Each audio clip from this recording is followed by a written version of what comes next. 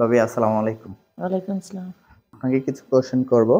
ব্যক্তি জীবনে সফল দায়িত্বশীল স্বামী হিসেবে ইঞ্জিনিয়ার আব্দুস সবুর কেমন? একটু যদি বলতেন। আমাদের বিবাহিত জীবনের প্রায় ৩ যুগ চলছে। আমাদের একজন কন্যা সন্তান রয়েছে। প্রথম দিকে আসলে স্বাভাবিকভাবেই খুব মন খারাপ হতো তার ব্যস্ততায়।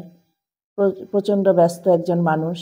শুরু যা বিবাহিত জীবনের শুরু থেকেই আমি দেখেছি তিনি দেশ ও দেশের মানুষের জন্য সবসময় চিন্তায় থাকতেন এবং তাদের জন্য কাজ করতেন।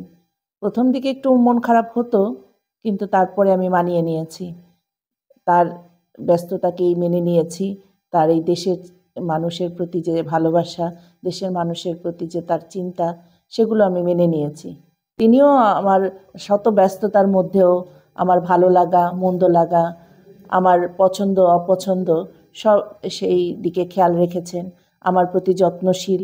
আমার পছন্দের জিনিসগুলো তিনি ছোট, ছোট জিনিস কেয়ারগুলো তিনি করেছেন এবং তিনি একজন আদর্শ স্বামী, আদর্শ সঙ্গী।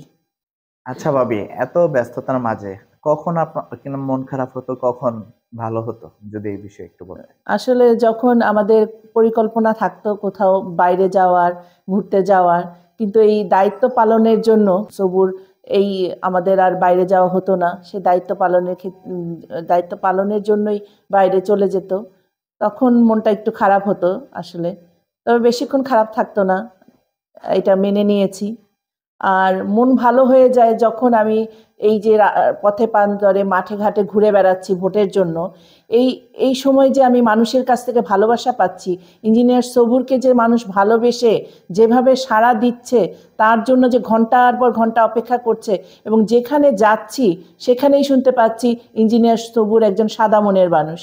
সেই জন্য আমি খুবই গর্ববোধ করি, খুবই সম্মানিত বোধ করি তার জীবনসঙ্গী হতে পেরে। এইটাই আমার জীবনের সবচেয়ে বড় পাওয়া।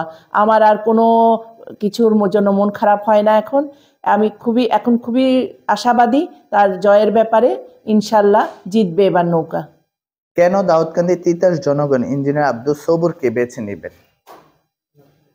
সবুর একজন সফল সংগঠক, একজন সৎ রাজনীতিবিদ, একজন দায়িত্বশীল বাবা, একজন যোগ্য সন্তান, এবং তার মা বাবার প্রতি তার যে দায়িত্ব তিনি সঠিকভাবে পালন করেছেন। সন্তানের প্রতি দায়িত্ব সঠিকভাবে পালন করেছেন। এমনকি আমার প্রতিও যে দায়িত্ব সেটাও তিনি সঠিকভাবে পালন করেছেন এবং করছেন। তিনি একজন সফল প্রকৌশলী।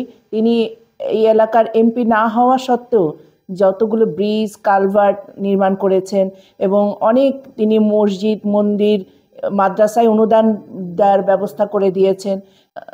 এই ধরনের কাজে প্রকৌশলীদের যে প্রকৌশলীগত কাজগুলো উনি ভালোভাবেই সম্পন্ন করেছেন।